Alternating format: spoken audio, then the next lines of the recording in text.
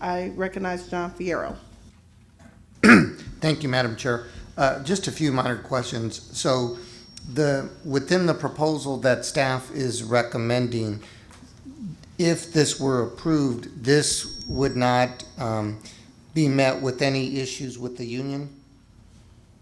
No, at this time, and I'll ask staff to come up and chime in because you've been in the meetings, but our union president is in here, and it's my understanding that we have full support from the union on this recommendation. Yes, she's nodding. That is correct. Everything that we've shared today, we've already discussed and gone through with the teacher unit team as well as our union president. I'm fine, thank you. And then the second minor question would be, in terms of assessing teachers, you know, at the NSBA conference, I went to a particular session on professional development, and they talked about, or the speaker was recommending the use of videotape and using that as a professional development tool. My question is, do we currently use that, and does your proposal recommend that? We didn't address that in our proposal, but I know in many cases, principals will ask teachers, are they okay with being recorded? And if they are, then they do utilize that as a means of helping to provide feedback. So after they've gone in to observe the teacher, they then show the video and review various aspects of that lesson with that teacher. Perfect, thank you. My last question, Madam Chair, sorry, for Ms. Quinley on slide 26. I guess I'm not following the cost savings with regards to substitute teachers. So right now, teachers spend Wednesday 50 minutes on professional development, and the proposal is to go to 90. So I guess I don't understand where substitutes fit in all this. So currently, in addition to those 50 minutes, Dr. Davis or the school leadership team or principals may be pulling teachers from the classroom all day or half of a day to do additional PD beyond those 50 minutes. Okay, Board Member Wolfsey. And can we just make it one round of questions and we'll come back? Yes, or one question per round. So, thank you. Okay, so I'll go to my second one then. I just need to understand on slide 28, if I am a parent that currently utilizes Link Monday through Friday, you're telling me now I will only have Link available Monday, Tuesday, Thursday, Friday. Is that correct? And on Wednesday, Morning. and afternoon. They can come Wednesday afternoon. We have that 90-minute gap to fill. That's the piece that we need to work on. But Link remains available every morning and every afternoon. Okay, the so 90-minute window is where we're working. The gap between like the early release time and their when normal Link start time. normally starts, that's the gap that. Correct. If I'm a current Monday through Friday person. Right. If I'm somebody that answered the question earlier Mm-hmm. that I would need Link, that is not available to me? Link Or does not believe they'll be able to staff up additional personnel. So I would have to sign up Monday through Friday to be able to avail myself. And even that growth could become difficult for Link to support. Okay, thank you. Board Member Mansur. So I think my question, and I have several, so I'll have to just choose one. On the fiscal impact, what about fiscal impact of additional bus transportation? Because there are families who currently would stay till the end of the day, and then presumably we would increase our bus utilization on Wednesdays for those children because they have to either be delivered home or to an alternate destination. Have you looked at that projected cost? So I may miss your question, so please tell me if I do miss it. Students who stay for Link now have no bus transportation. So if children don't stay for Link, if we don't fill that void of 90 minutes and there are children who add to our current buses, we believe, based on how spread out our student counts are, that our number of buses will not change. which means we would not expect additional increased cost for transportation. Okay, so the additional children on the bus does not change, the bus is based on the routes, but not based on the additional Number of head riders, count. correct. We could end up having to add a partial route on those afternoons, but it would be insignificant if we did. Board Member Hartsfield? I did see where we would save money on substitutes, but what is the cost of Solution Tree? That is not my area, solution tree. I understood that stated as that is going to be the PD that is going to be used by principals. I looked on their site to try to, what's that? So Solution Tree, there are consultants that are experts around PLCs. However, when we look at our entire structure, even in the central office and as we support schools, we will be in a professional learning community as well. What they will do is we will support the schools as they go through the professional learning process. However, what they will do is they will come and basically guide us through a process of becoming, there are several components of a PLC. You look at collective inquiry, you look. She just wants to know how much. Oh, how much? Oh, 62,000 and some change. I can get you the exact number if you want me to. No, I just wanted to know what was the cost of the program per year that was done. Yes, yes. Board Member Lewis? I was just wondering, and I appreciate the additional information. Has Kansas City Public Schools done early release before? So it probably would be, y'all might need to stand up here for a few minutes. Yes, we have done early release before. However, it was not 90 minutes. I remember it was a half day. I was teaching at Northeast High School at the time. And we released school, the high schools released around 11:30, and I think the elementary is around 12:30. So it was more of a half day early release, yes. Okay. And I'm wondering why we went away from it, and now we're going back to it. Like, what was was it increased absence? I mean, I do appreciate our need to do something new and different. I really, really do. But I just want to make sure that we're factoring in what made us move away from it before. And I don't want to say something that's not true. I don't recall the reasons at that time why we moved away from it, but I do know that the following year we went to late start. So we did early release for about 2 years, and then we went to late start following that, and we did that for a year, and then we went away from it altogether. But I can't tell you the reasons why.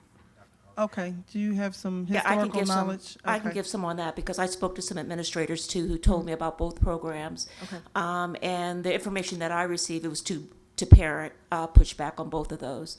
As you said here, as we look in this one, that we do have a lot of teacher and principal support.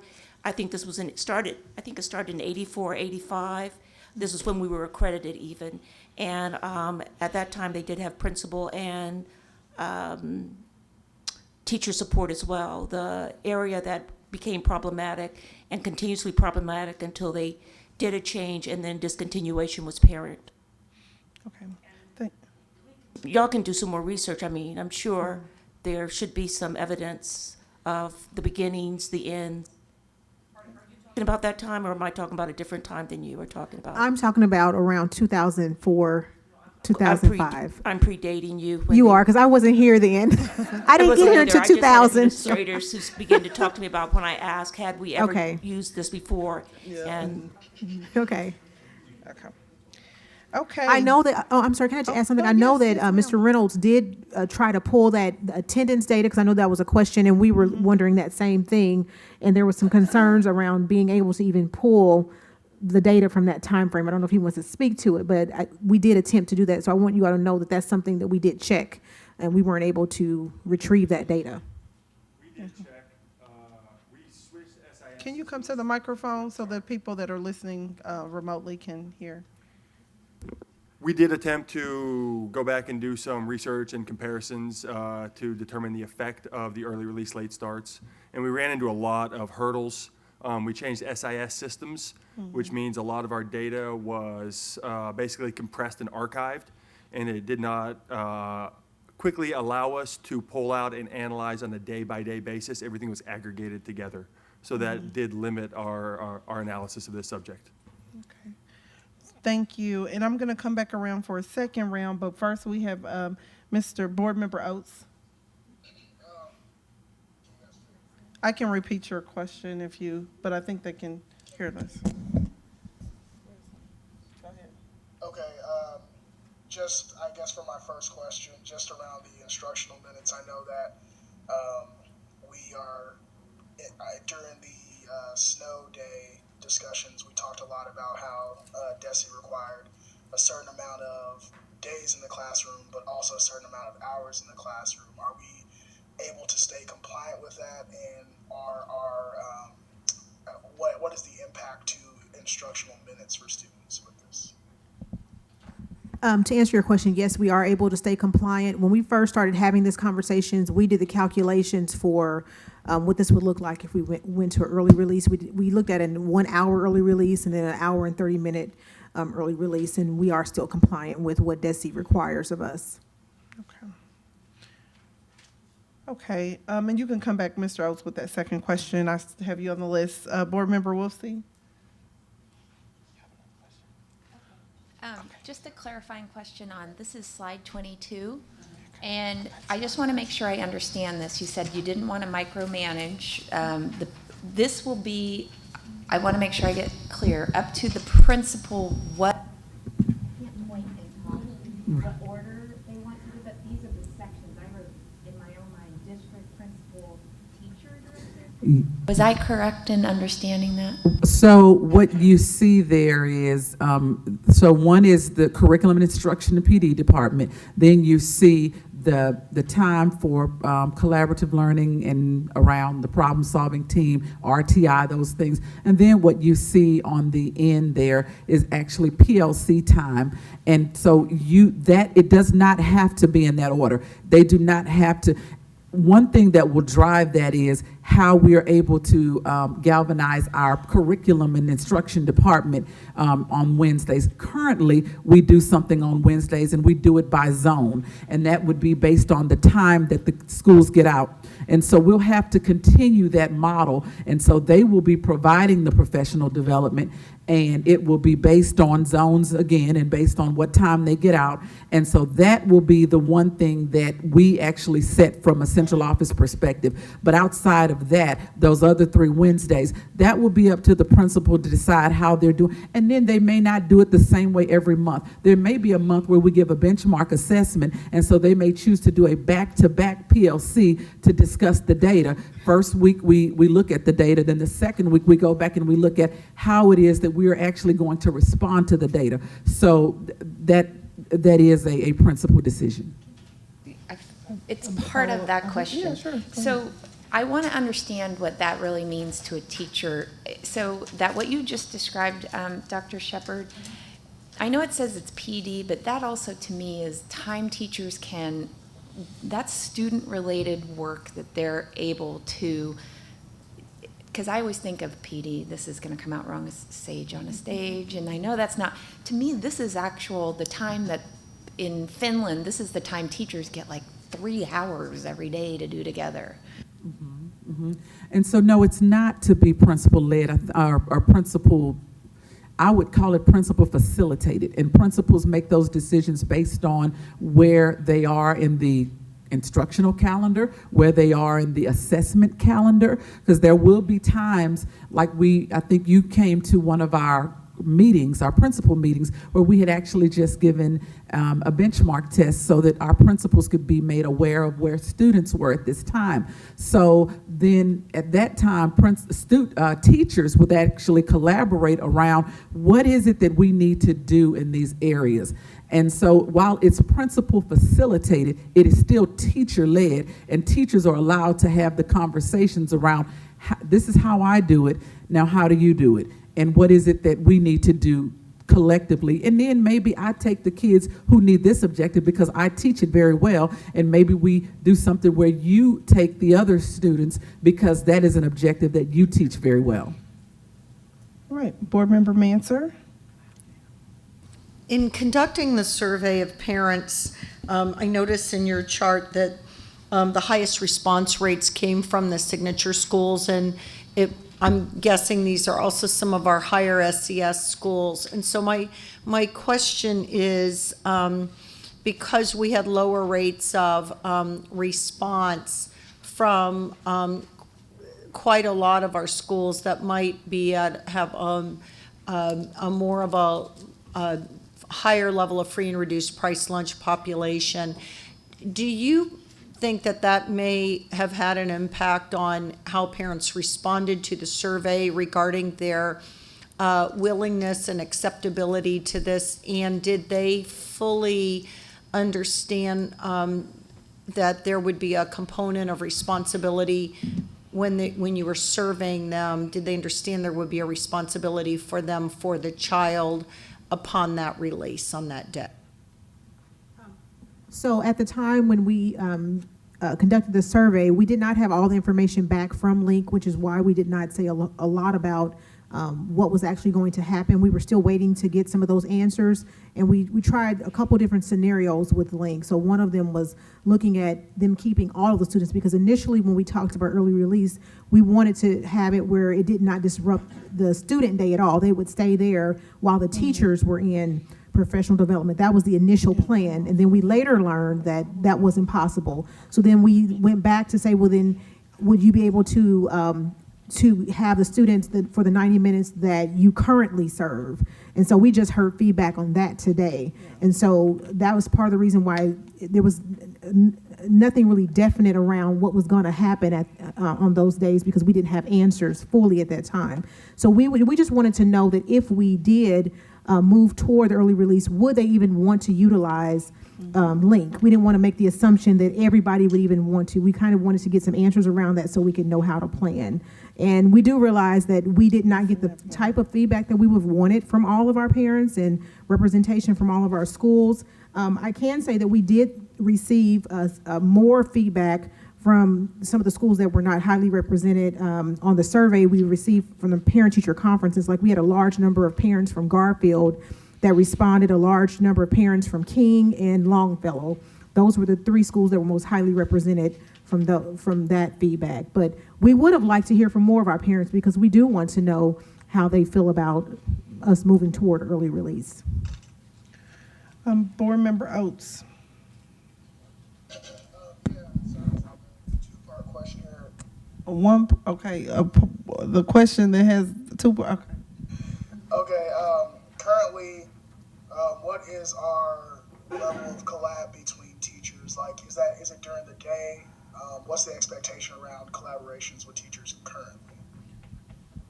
The expectation of collaboration for teachers currently, the current expectations for teacher collaboration. So they get the one Wednesday, I know, per month that we give them, and that's the 50 minutes where we actually, it's because when curriculum and professional development actually does those PDs, they're more of a facilitated time for teachers to collaborate around the instructional calendar, the curriculum, and the standards.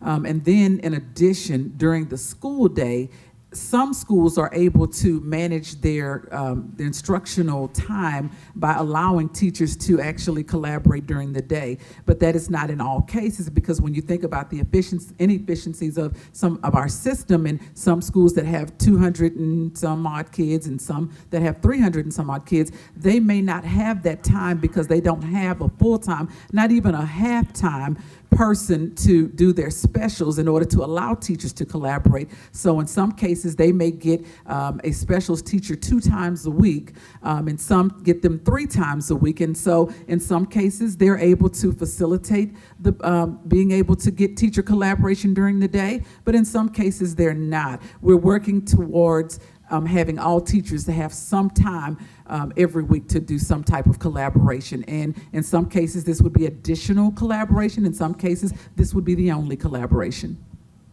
Okay, and then on the slide where you guys were talking about a solutions tree and them kind of facilitating, I don't think it's facilitating, or maybe the word is facilitating, but introducing the PLC format to our teachers. and you talked about accountability. I was a little bit confused. Does accountability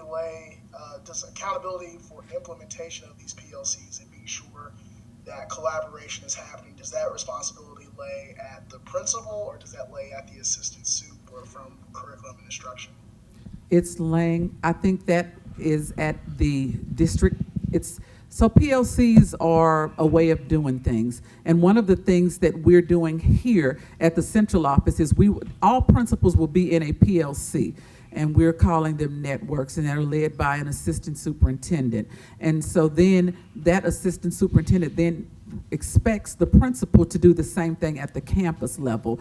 When we look at PLCs, we're not looking at it as just being a campus level. We're looking at, if we want it to be a part of our culture here, then we have to make sure that it's done at every level. It has to be done at the cabinet level, at the assistant superintendent level, at the principal level, and certainly at the teacher level. So there will be accountability for that at every level. Board Member Fierro. This question is for Linda. So back to my colleague Wolfsey's question about aftercare. So on Wednesday, we would have, if this passes, we'd have early release, and there would be this open time period from the early release to when the after-school program would start with Link. So who would take care of those children, and what added expense would we incur? That is the piece that we continue to work on with the possibility of other partners and using our own staff. We do not have that resolved, but Link remains available to us on Wednesday afternoon if we can resolve and fill that 90 minutes. Correct. So my part B to that question would be, we would anticipate a potential expense. We just don't know what that may be. Maybe, maybe not. One of the things that we know is that we have some hourly staff who work in our buildings who need those hours. They're already promised. Paraprofessionals and those types of staff. So we have a certain level of those we could use. Right off the top of my head, I would estimate that at Holiday and Border Star, we have an adequate number of those because of their model to provide that 90 minutes and earn their regular paycheck we already had planned on providing them. My question is similar to that, but first I just need one statistic, and that is, what's the percentage of students that are currently in Link of our overall? We currently have in the afternoon program 2,400 children. So it's roughly one-fourth of our elementary population. Okay. And so just for the timeline, if my release time was at 3 o'clock, I would be responsible for, as a parent, would be responsible for coming to pick up their child at 1:30. And then if I was in Link, I could bring them back at 3. You said that they were going to be available in the afternoon. We would presume that if Link's going to be available in the afternoon, that we would find that bridge and Mom wouldn't have to come and then come back. That Okay. we would bridge those 90 minutes with some other staff or programs. So with this, That's our hope. If a fourth of our population, but okay, so our hope, but what are we deciding upon today? Because I just want to make sure that if we are going to vote on this and there's an impact to parents, to be clear what that impact is before we vote. I would say that the current impact is it is probable or certainly possible that there would be no after-school care on that Wednesday. That's the worst-case scenario for families right now. Okay. So when you say that We are continuing to Link, work on it, but it's the worst-case scenario. so when you say Link is available in the afternoon for Wednesday, what does that mean? It means providing we can bridge that gap, Okay, if we could. then they are more than happy to come and be there on Wednesday afternoons Okay. as they always have been. Thank you. Okay. Okay, uh-oh. All right, well, wait a minute, hold on. Did you have your hand up, Miss? Okay. Yes, I thought it was Asia. I was like, we haven't heard from her. Yeah, go ahead. Just a question, because you said that's population. So for the other 3/4 who might have other arrangements for home or parents working, what are we thinking about with them? Did any of those parents let us know Did we get reports from any of those parents that, We had a small number of them who said that this could perhaps cause them to desire to use Link or other after-school service on that day. But their other options would be, as Dr. Shepherd showed, they could come pick their children up if that works for them. We certainly will continue to have student transportation to home if that works for the family as well. I guess I maybe, so we still do have a number of persons that we don't know who haven't said they would like to use Link, and for various reasons, they just might not even be aware of this whole situation right now. But we're talking about it could be a substantial amount, since it's only a fourth of our people who are in Link, who might say that, I guess I'm worried about this because this was the pushback from before, that parents said that it had a fiscal implication for them, whether they could leave their jobs early, whether they could provide other people to come and pick up for them. And I'm just wondering how much of a conversation have we been able to have with that large percent, let's say not even 75% of our, but that 50% of parents. Are you going to So take that? let me chime in. You know, when we distribute surveys and we have the conversations at our schoolhouses during parent conferences, we do everything in our power to speak to everybody that we can have, you know, get access to.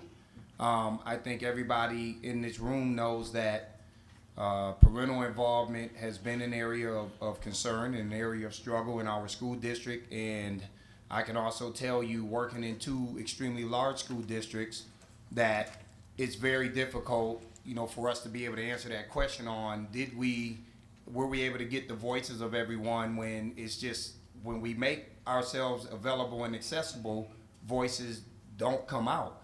And so, and that's not just making an excuse, it's just the reality of what we're dealing with. We have to, and this is just where I am, we have to, it's two things.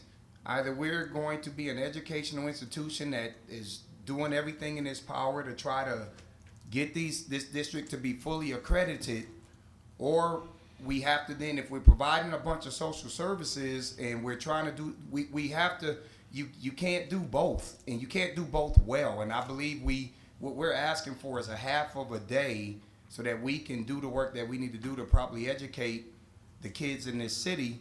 And it's not an easy decision for you all to make, but we have done what we needed to do around trying to hear the voices. We've been trying to hear the voices since I've started here nearly 2 years ago, and we continue to do that. We continue to go to the community, but we're not going to get all of the voices at the table. And I think at some point we have to figure out what are we going to do, what are we going to stand for, and what decisions are we going to make. And that's ultimately the board. Your job is to protect the interests of this school district. I'm going to respect whatever decision you all decide here today. I'm just saying to you all that from a professional experience, I've done early release, and we've done it where at the end of the day, the responsibility is on those parents on that one day that they have to come and get their kids, because schools need to be able to conduct the business that they need to do to better educate the children that we serve. Okay. One last and final question, Ms. Wolsey. Lack of, I know getting that information has always been a challenge, but one of the things we can always use is data. So one of the percentages I wanted to know if you knew, Ms. Quinley, was, so if 25% of elementary parents are utilizing Link, what percent of elementary parents are using the buses at this current time? Roughly 50%. So you have 50% bus, that leaves 25% Link, and I'm assuming 25 pickup and walker. parent pickup. Thank you. And I would say that at this point going forward, if this is the path we move, the most important communication becomes directly one-on-one with every parent in those situations as to, now here's what you need to be thinking about for next year. Okay, and so now it would be in order for us to take up each of these motions separately. I'll go over them again, and then if we have discussion or debate on each motion, we could discuss our support or non-support for each one. So the four decisions we will make separately are the start day of school, the last day of school, and holidays. The second one is the Banneker extended year calendar. The third one is the 12-month employee calendar, and the fourth one is the early release. So for the first motion, it would be in order for us to move approval of the start day, last day, and holidays for the 2018-19 and 2018-2019 school years. So moved. Second. It's been moved in second to approve the start day, last day, and holidays for the 2018-19 school year. Is there any discussion? Will the secretary please call the roll? Ms. Manser, Yes. Ms. Wolsey, Yes. Ms. Lewis, Yes. Mr. Oates, Yes. Mr. Fierro, Yes. Mr. Evans, Yes. Ms. Morris, Yes. Dr. Hartsfeld, Yes. Ms. Robinson. Yes. The start day, last day, and holidays have been approved. The second item is the Banneker extended year, to move approval of the Banneker extended year. So moved. Second. Is there any discussion? Will the secretary please call the roll? Ms. Manser, Yes. Ms. Wolsey, Yes. Ms. Lewis, Yes. Mr. Oates, Yes. Mr. Fierro, Yes. Mr. Evans, Yes. Ms. Morris, Yes. Dr. Hartsfeld, Yes. Ms. Robinson. Yes, the Banneker extended year calendar has been approved. The third item is the 12-month employee calendar. Move to approve. Second. It's been seconded to move the approval of the 12-month employee calendar. Is there any discussion? Will the secretary, oh, yes, ma'am. Are we doing 2018, 19, and 19, 20, both of them? 2018, 2019, 2019, and 20 school years, yes. Thank you, I appreciate that. Yeah. And that was for each of them, Mr., okay, yes. Okay, thank you, Ivan. Okay. Okay, is there any other discussion? Will the secretary please call the roll? Ms. Manser, Yes. Ms. Wolsey, Yes. Ms. Lewis, Yes. Mr. Oates, Yes. Mr. Fierro, Yes. Mr. Evans, Yes. Ms. Morris, Yes. Dr. Hartsfeld, Yes. Ms. Robinson. Yes. So the 12-month employee calendar has been approved. Now, finally, for the approval of the early release calendar. So move. Second. Is there any discussion? Yes. So I think for me, I am, there's been a lot of very good information provided tonight about the value and importance of professional development. There's also been tremendous amount of work and research, and I truly value what the administration is thinking in terms of approaching professional learning and peer learning and principal-led learning in a whole different way. So I feel that you have put, and I'm looking at Dr. Shepard as I say this, you've put tremendous thought and energy into this process. At this moment in time, I'm feeling uneasy about my concerns that parents may not fully understand that the local investment commission is not currently an option for them. I know that you did substantial effort to do the surveys and the focus groups and also parent-teacher information collection. But this is the confirmation that Link does not have the capacity is new information that you didn't have at the time that you did the survey. So I am having some difficulty thinking about action without knowing if parents fully understand their obligation in this, because there would not be after-school care on Wednesdays for an entire school year, and that's not just for Wednesdays, but for the months that have 5. So it's a fairly significant commitment for the at least 20, well, more than 25% of families who would then need to be prepared for the early release. Any other discussion? Yes. Oh, okay. Can we go with Natalie first and then Ms. Well, Wilson? and the only other concern I had, and I think you may have answered it through responding to Jennifer and a few other questions.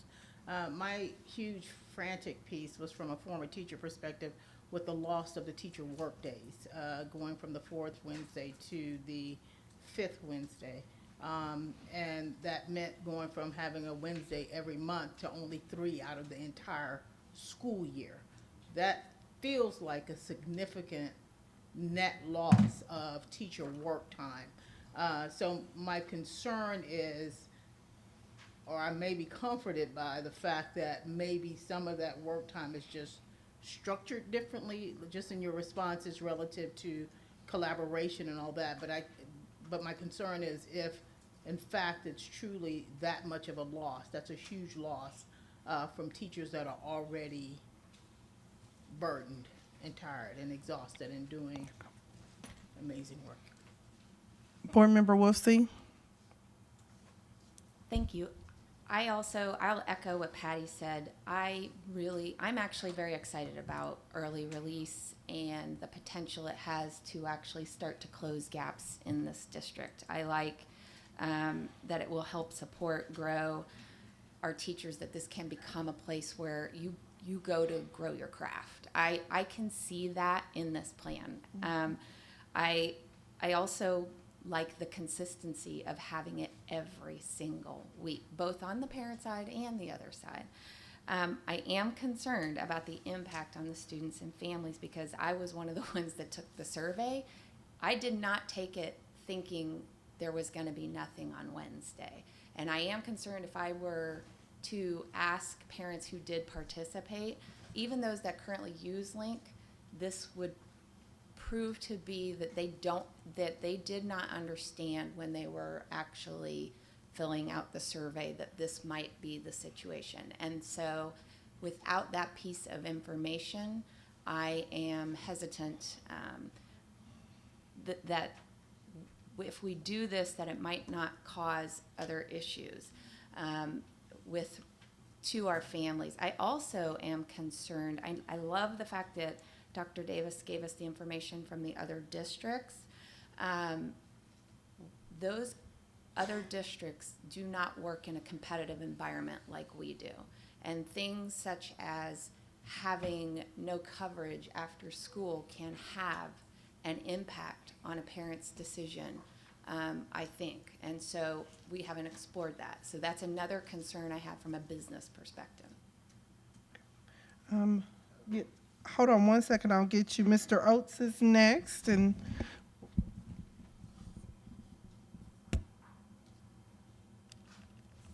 hold on one second, we had to unmute you, sir. Okay.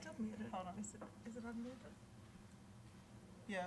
Now unmute us. Okay. Okay. Sorry about that.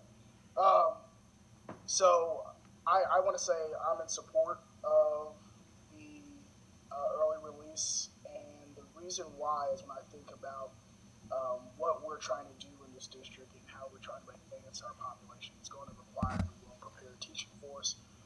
When I look at our mission statement for KCPS, it explicitly calls out cooperative planning amongst principals and teachers to ensure attainment of district goals.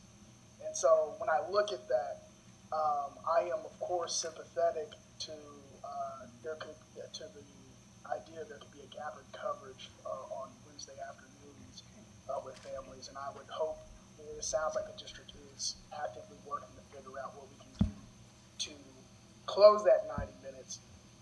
But I think our goal is specifically to ensure that our kids are being educated and our teachers are being prepared, and not so much 90 minutes on a Wednesday to ensure that kids have link. So that's where I stand on this at this point. Board Member Fierro? Thank you, Madam Chair. I also support the emphasis, increased emphasis on professional development I guess what I would, and I'm prepared to vote tonight, I think what I would like to see a little bit more is what exactly are we going to be doing differently with regards to professional development? I guess it just seemed like we were just adding more minutes. I go back to what I've learned at NSBA, which I thought was very enlightening about the use of video, professional coaches. So those would be some things that I would want to just learn a little bit more, obviously after tonight. But again, I do want to commend the staff. It was a very thorough presentation, a lot of good information, the comparison to other districts, and I think one of my colleagues said, I mean, I think we need to kind of better understand what, the comparison. But again, good job to the team, Dr. Bedell. I do support the emphasis on professional development. Board Member Evans? Dr. Bedell, what you all have done here tonight is difficult. It is hard. And I don't want us to get the impression that we can't rely upon parents to contribute something to the education of their children. What we are confronted with is change. And change can be difficult. Yes, we have had early release way back when. And how did we get to that point? You got to remember, we had like 21, I think you may be the 22nd superintendent that we had since the 70s. And each superintendent comes in with a different process and a different program. And we have to make adjustments to those processes. What I am concerned with is I know that you're going to have enough time between now and 19 to help parents understand that there is a change coming, and it's not like you're going to start this in the morning. So I'm hoping that there is a plan out there to help parents understand that their contribution to this effort is needed. Board Member Manser? You know, I feel like what we're hearing tonight is some fairly, seemingly fairly consistent interest in what you're trying to do. And so I would like to propose to my colleagues that I would like to make a motion to postpone the decision on the early release until the April 25th meeting to enable the board to receive additional information regarding parent notification due to the late learning today that Link is not able to be a provider for us at this time. I think the additional parent outreach and support would be valuable for us. It would ensure that we fully apprise families about this new development as we make this decision today. So that is the motion I put on the table. Second. It's been moved and seconded that we refer this back to the superintendent for the next meeting. Is there any? Oh, okay, thank you. Okay, you made the original motion, so you would have to rescind, because you made the motion to accept, so, yeah, okay. So I move to rescind. Go ahead. I move to rescind the original motion to approve the extended, the early release calendar. You would need a second. Second. Okay. So with the rescinding the motion to approve the early release calendar, that's what's before us now. And so you would vote yes to rescind the motion. You would vote no to not rescind it. Okay. Discussion. Yes, Matthew. Okay, I just want to know what information are we planning to get over these next 2 weeks that would make us prepared to vote on this in the next 2 weeks. And I ask because What has been communicated to us is not that link is not available on Wednesday, because it is. It's just that we have to find a solution to that gap for those 90 minutes, in order to make that work. I don't think that over the next 2 weeks, it's not likely that we are going to resolve that 90-minute gap. It sounds like something that we're going to have to work on with, our paraprofessional staff, our hourly staff, and with some community partners. And that's just at our elementary school level, if I remember correctly. And so I just don't, if the answer is in 2 weeks we expect you to have a 90, a solution for those 90 minutes, or it's dead, then I don't know what extra information the admin needs to go and get. And so that's what I want to kind of understand. What information are we hoping to get back from administration in 2 weeks that will make us ready to vote? Point of order. Yes. The motion on the floor isn't that. The motion on the floor is to rescind the original. That's discussion Yeah. for something else. Absolutely, that's Okay. correct. Right? Would that be Mr. Nugent? Yes. Okay. So again, the motion is to rescind the original motion for approval. Okay. Is there any discussion on the rescission? No. Okay. Yes. So the decision that we're getting ready to make on rescinding that motion, the question he asked, if answered, might impact, no? Okay. Mm-mm. Okay. All right. Will the secretary please call the roll? Ms. Manser, Yes. Ms. Wolsey, Yes. Ms. Lewis, Yes. Mr. Oates, No. Mr. Fierro, No. Mr. Evans, No. Ms. Morris, No. Dr. Hartsfield, Yes. Ms. Robinson. Yes. And so that's 5. It's 5-4, yes. Yes. Okay. We will rescind. The motion is rescinded. Yes. Okay, just a question, because a motion can be brought up now that she wants, since that's Yeah, rescinded. absolutely. But before that's done, I guess one of my questions is that, we've talked about the impact that it would have on parents and all, but one of the things that I did after reading about PD is that what I found from looking at different areas of research, they stated that it's very important, I guess, as Mr. Fierro stated, was how PD was done. And one of the things that they also reported that in some of the instances where they did an evaluation of teachers pre and post, even though they did a higher post, it did not translate to student achievement. So one of the things that I did not speak about right now is that I would have liked more evidence from this presentation about how this particular model has given pre and post with teachers and how teachers fared, and then what was the translation. Point of order for you now. We don't have a motion. We would have to have a motion on the floor regarding the whatever the next action, the referral back to the superintendent, for you to talk about what information you need. Okay. Is that correct? Okay.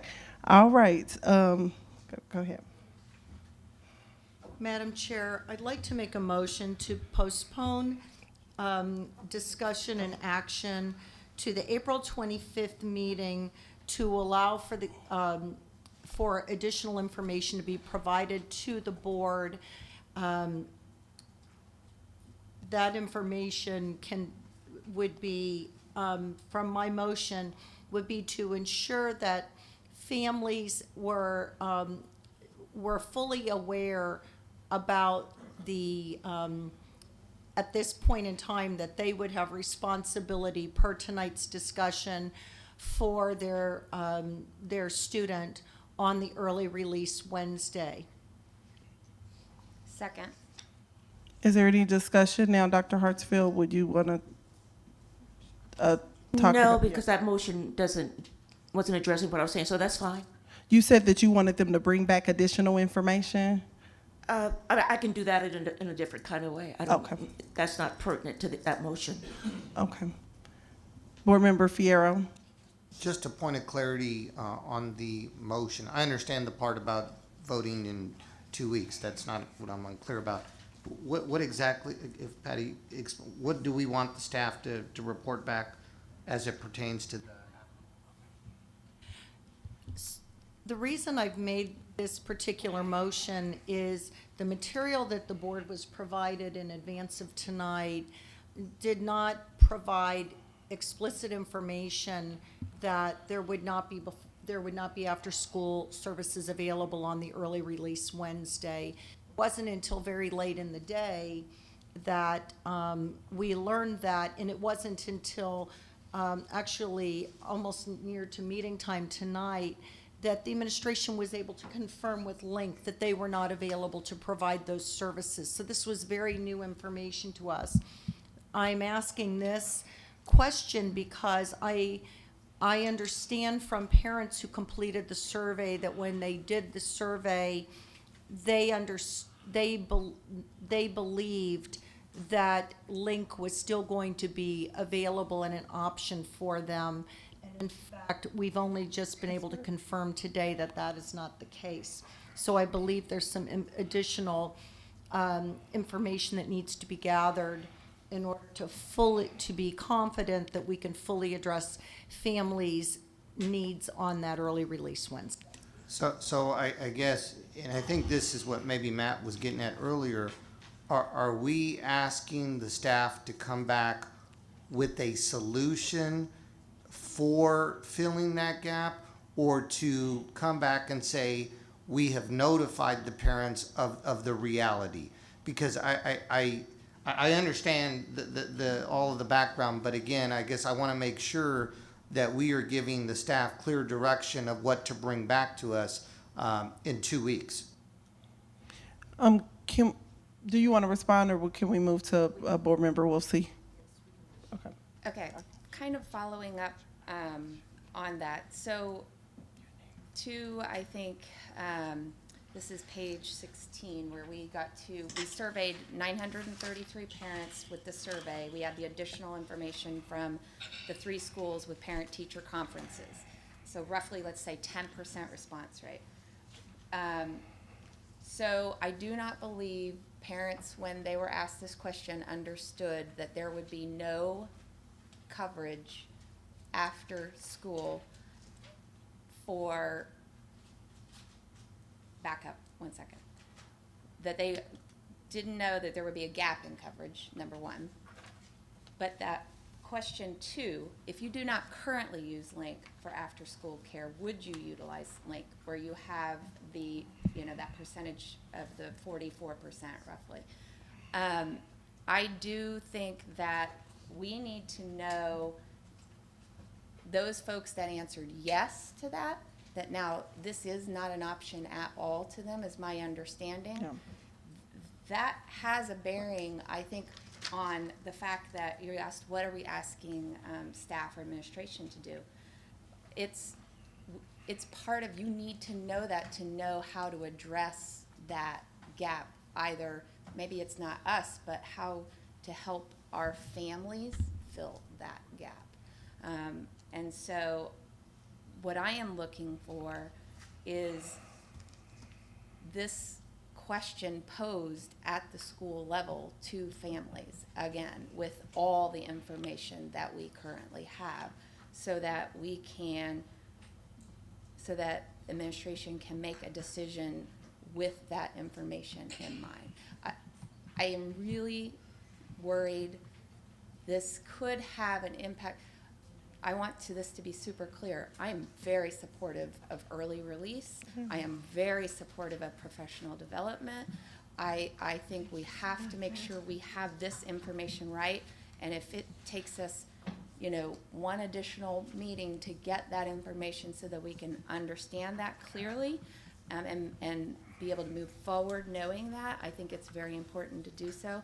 I'm also very worried how this could impact us competitively. Board Member Lewis. And it's really along the lines of what most of my colleagues have talked about. I wonder, I do wonder what 2 weeks is gonna buy us, and it's gonna cost us anything by delaying it. I wonder what is gonna come back, what would need to come back for me to be a yes. I 100% understand the need, like Ms. Wolseley said, professional development. I think that no matter what we do, it's gonna blindside a lot of parents by the time they finally realize it, and some of them may not realize it until the first Wednesday, and they have to come pick up their kids.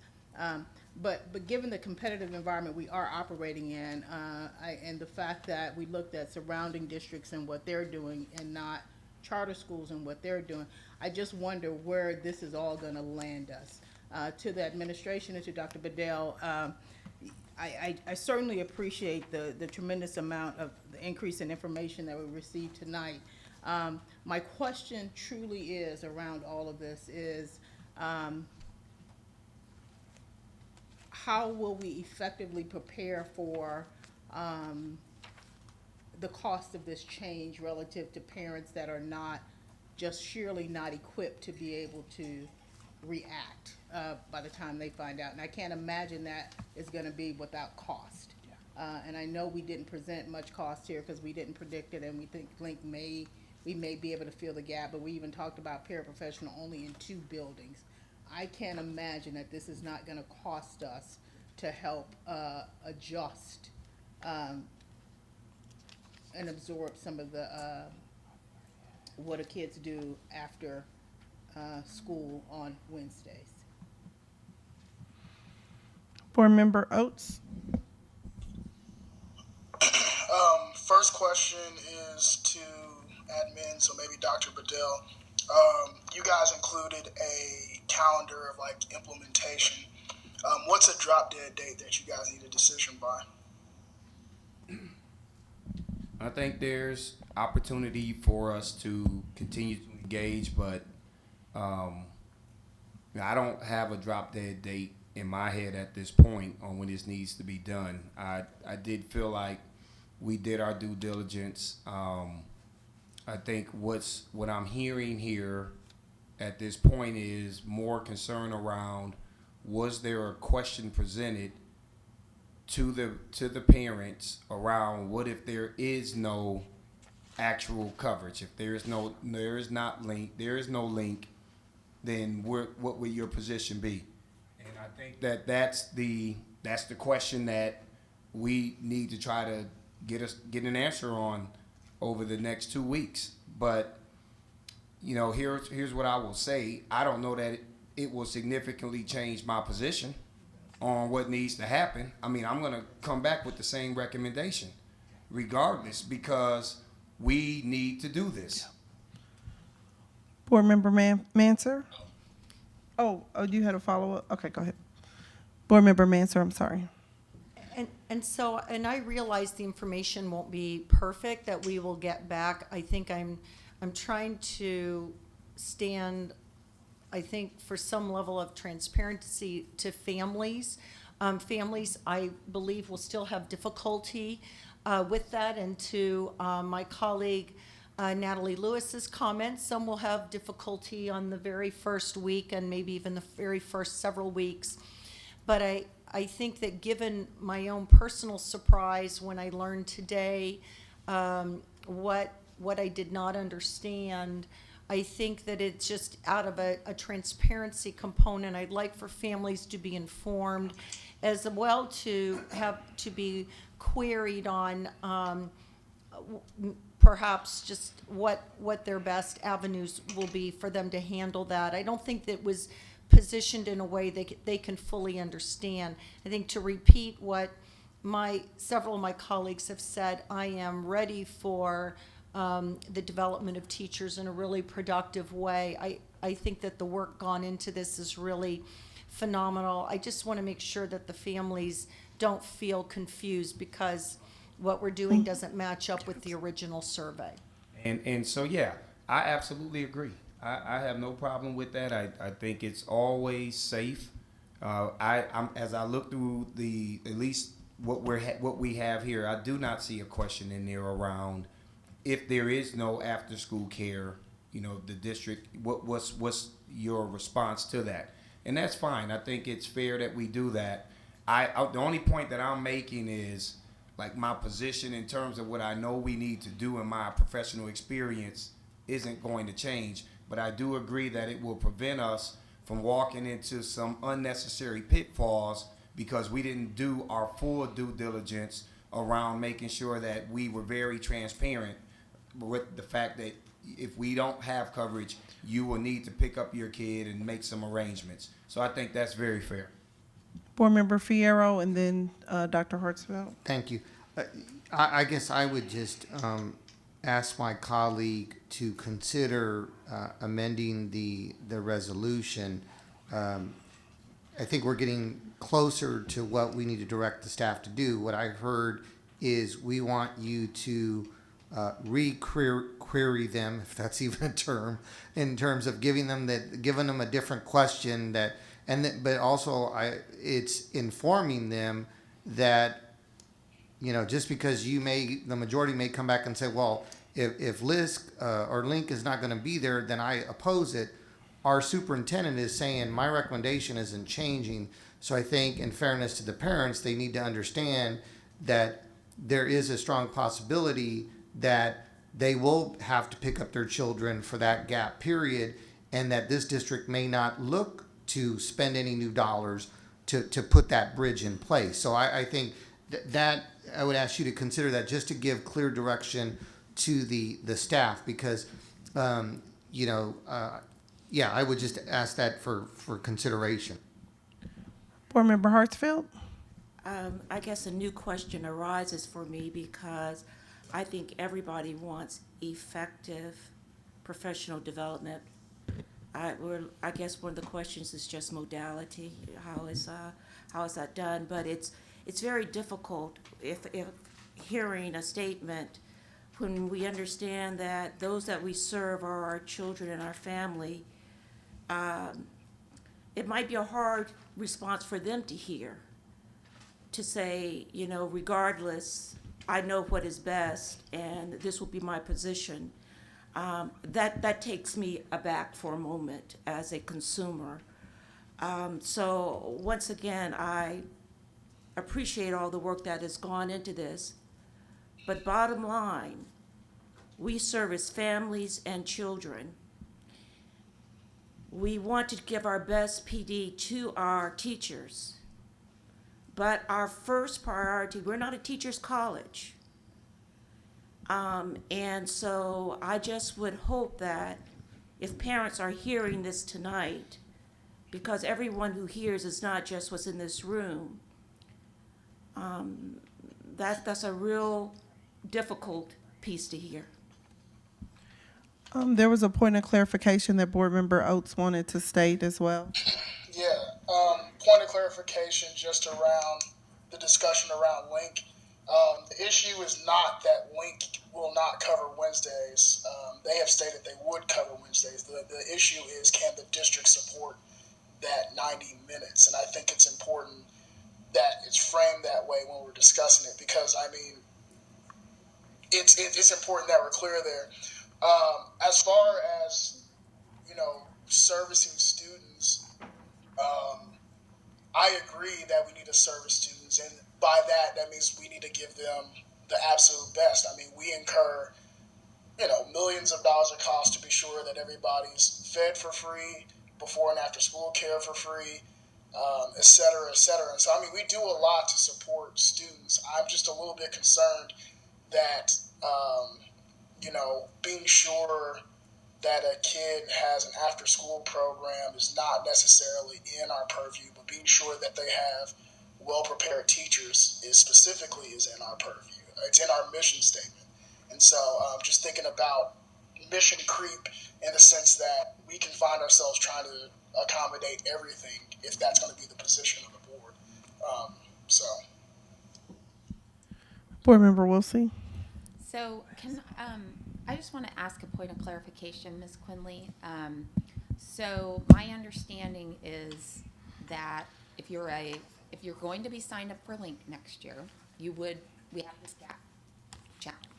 Correct. But if you were someone who rode the bus consistently in the afternoon, who did not sign up for Link, and for whatever reason you had said yes, I will avail myself of Link, that is not an option for you in this current environment. Link has a significant staffing issue. In fact, they are pulling out of Grandview because they can't staff their afternoons. Okay. And so, Hickman Mills, I'm sorry. And thank you. And so they can take a few more children where they have current space, but they are unable to hire additional personnel to take on large, significant numbers of students. Okay, so just another hypothetical, if we're planning this question, when we go back and, so if parents decided to avail themselves, more parents decided to avail themselves because you're consistently going to be doing we will consistently be doing early release. Can they staff that? No. Okay, thank you. The motion is to postpone the decision on the early release calendar to April 25th, 2018 meeting. Will the secretary please call the roll? Ms. Manser, Yes. Ms. Wolfsey, Yes. Ms. Lewis, Yes. Mr. Oates, No. Mr. Fierro, No. Mr. Evans, Ms. Morris, Yes. Dr. Hartsfeld, Yes. Ms. Robinson. Yes, the decision will be postponed. All right, and we still have the rest of the meeting to go, so buckle up. All right, the next item of business is our board workshop. We recognize our superintendent to present our workshop. Thank you, Madam Chair. At this time, we will have our board monitoring presentation on Board Policy 1.3 and 4.1.10. And so I will have Dr. Shepherd to come up to conduct her presentation. All righty, good evening once again. All right, so Board Monitoring Policy 1.3 is on students engaged in the improvement of their community. So we will start, there are 3 subcategories in Board Monitoring Policy 1.3. We will work through the entire presentation and then we will take questions at the end of the presentation. 1.3.1 states that all scholars will participate in service learning and in groups activities that will prepare them to be effective members of our democratic society. So at this time, I will call up Dr. Jermaine Wilson, and he will discuss our service learning and our community service projects and status.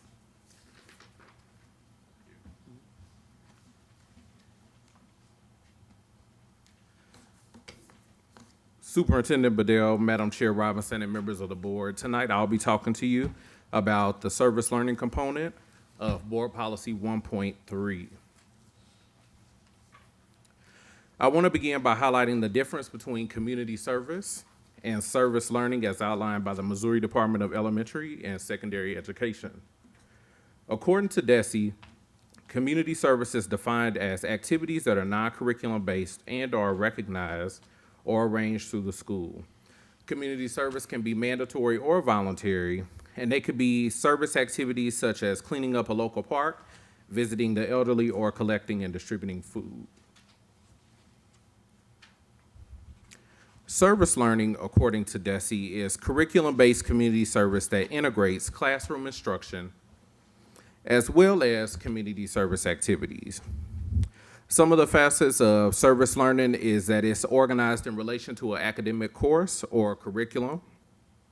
It assists students in drawing lessons from service through regularly scheduled organized reflection or critical analysis activities such as classroom discussions, presentations, or directed writing. So an example of this will be a service learning project, students that take an environmental science course or any of our science courses when they're discussing the life sciences and deciding on a project that they can use the learnings from that course to improve the actual community that they live and thrive in. So where we are as a district right now with community service, you can see in the graph that currently our freshmen have less than 1% of earned 40 hours of community service that's required for graduation. Our sophomores have 5.7%. Our juniors have 9% of those students have the minimum 40 hours. And currently, 39.84% of our high school seniors have the 40-hour requirement completed at this time. As we looked at all of our high schools and where students stood with community service hours progress, you'll see here on this slide, our district high schools currently range from 33.2 to 51.7%, and the average for the district is 41.13%, with the red line being the 100% of 40 hours maintained at the end of the year. So one of the things we learned during graduation audits this year with our high school seniors and in talking to counselors, one of the aspects or challenges that many of our students have when it comes to community service is that historically they've waited until their senior year before they begin trying to accrue community service hours. Also, many of our students struggle to find the time and opportunities outside of the school environment. Some of them because they are taking care of siblings when they leave from home. Some of them are students that are in transition, or they're experiencing certain life circumstances that prevent them from having the time to do so. Transportation is also a huge obstacle for many of our students. Once they go home, sometimes they do not have the transportation to get to the various areas or service opportunities that are available to them. And one thing that we also said is that we need to make a stronger relevance for community service. Many of our parents and students don't understand the importance of community service, don't understand how it connects to them as a developmental aspect of them as youth. And so that's one of the things that we need to do better on our side. So to counter that, one of the things that we did was we asked all of our high schools to do targeted interventions to assist students with obtaining the community service hours because we realized that that was a gap. And I definitely want to give a kudos to all of our secondary principals for thinking out of the box and coming up with creative ways that would meet the needs of their individual populations at their schools. So on the next slides, I'll go through interventions for each of our schools. Some of the general interventions you'll see is weekly postings of community service opportunities, letters to parents notifying them of their status and where they stand, and also in-building service opportunities. I'm going to highlight for you some of the specific and targeted interventions that our high schools are doing with their students. So at Northeast High School, one of the things that they're doing is their students that are currently on half-day schedules, they are arranging opportunities with students at different service locations to actually use that extra time throughout the day to complete their community service. They've also had school administration at that school. They have a rotation where a vice principal actually comes to the school on Saturday so that students can engage in community service in their school community. At Lincoln College Preparatory Academy, there's a team of English teachers that have kind of rallied themselves as the service learning champions, and they are finding different opportunities to connect with their students through the English classes and helping them to acquire those additional community service hours. At Central Academy of Excellence, one of the things that many of their students experience is the transportation obstacles, so they've worked as a site leadership team to come up with more opportunities before and after school for their students. They've also implemented a case management model where they've assigned students who are seniors this year to individuals in the school to help progress check where students are and help them to gain the progression in getting the community service hours. They've also done some partnerships with the YMCA and Link, and they're picking up some tutoring and mentoring for underclassmen tasks so the students can get those additional service hours. At Southeast, their ROTC Cadet Club is offering community service for their students 3 to 4 times a week, where students can earn up to 3 hours a day of community service, assisting different families that are in the immediate community of the school. And then also, they are partnering with some of their community partners for the school to provide individual outside opportunities for community service. At Paseo, one of the things they did right before spring break was they met with all of their seniors to let them know where they stood regarding community service hours, and also provided them with opportunities that they could fulfill during the spring break while they were not at school. They're also partnered with King Elementary School, which is right next door, where they've served tutoring hours and reading and math in those classrooms. And then staff and teachers continue to bring in individual community service opportunities into the school to engage students with. At East High School, one of the things that we have there is the principal has arranged transportation for many of their students to go to partner organizations to fulfill community service hours. They've also coordinated efforts at Whittier Elementary and J. Rogers Elementary School, where their students are going and engaging in reading tutoring after school to younger students. They've also set up, their administrative team has set up with Church of the Resurrection to begin planning for this summer so that many of their students can earn the 40 hours over the summer months.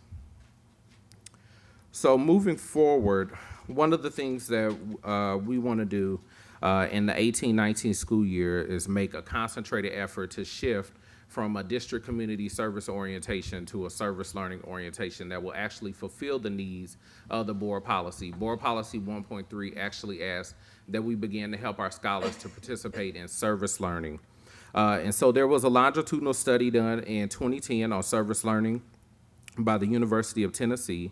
I do want to highlight some of the benefits for students when we engage them in service learning. One, it improves academic outcomes for students. It increases learning and motivation to work. It improves the ability to apply what they've learned in a real-world setting.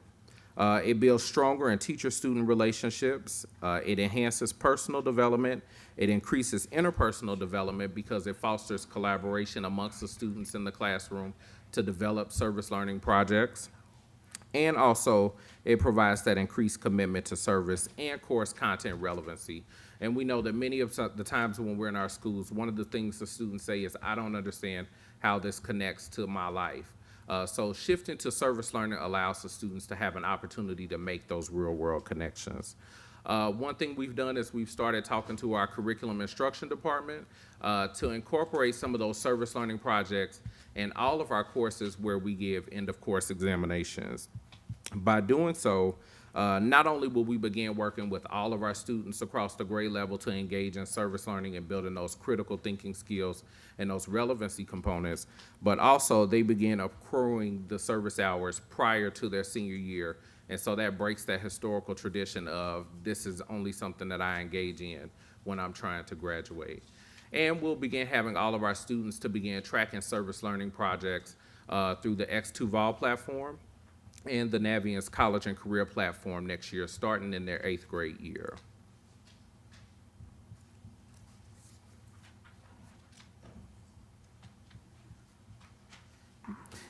The next part of our Board Monitoring Policy 1.3 is 1.3.2, which states that all scholars will demonstrate the behaviors, the skills and behaviors of personal responsibility and civility and intervention supports at work. So what we want you to understand is how behavior is reported.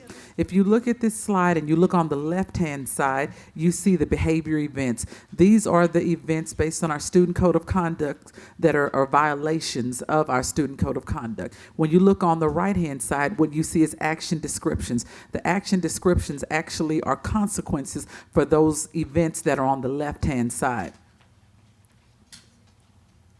So we look at our elementary discipline over the last 3 years. What we see here are decreases in every area. We see that the number of incidents that resulted in in-district suspension have decreased, and our in-school suspension has decreased, and our long-term suspension has decreased slightly, and then our out-of-school suspensions have decreased at the elementary level. When you look on the right-hand side, you see that those are the days that correspond with those suspensions, and you see the similar data that there are decreases across the board. Our middle school data, on the other hand, has increased. We realize that we do have challenges with our middle school, and as we work to solve those challenges and come up with solutions to getting our middle school students more involved and more invested in their schools, we look to see these rates begin to decrease, but we are currently exploring several options as to how we can actually reach our middle school students more effectively. And as we look across here, we see that in-district suspensions has decreased, but then when you look at in-school suspensions, it has increased immensely. And when you look at out-of-school suspensions, likewise, it has increased immensely. So then the same pattern is on the right-hand side with the actual days. So we have the incidents on the left and we have the days on the right. And those days have increased in every situation, in every category. Then our high school data is actually positive because we are seeing decreases in our high school data. As we look across, we see that our in-district suspension numbers have decreased. We see that our ISS numbers have decreased slightly. Our long-term suspension data has decreased. And then we see that our out-of-school suspension has also decreased. And when you look on the right-hand side for days, we see a mirror image. We see that in every situation that the days have increased based on the suspension days. And so next we will have Ms. Austin to come up and discuss character education, behavior management, and leadership development initiatives. These are initiatives that we are using to help us with Tier 1 intervention for students around behavior and character ed.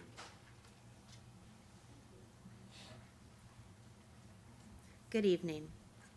We know that one of the most important ways to build community and a positive environment is to assure that we're providing character education, behavior management, and leadership development opportunities at our schools. When we do that, we're able to more effectively balance discipline and build community. We have at least 12 of our schools at this time that participate in our Kansas City Public School Mentoring Program.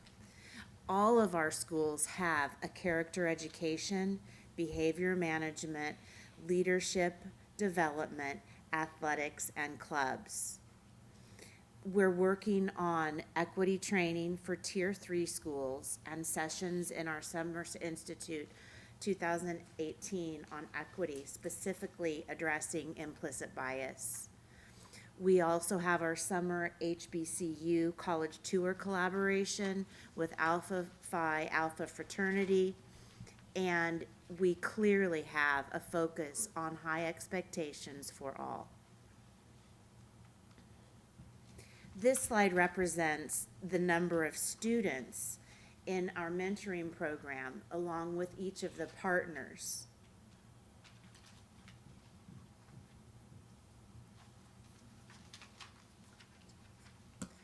Again, each of our schools is unique in culture and climate.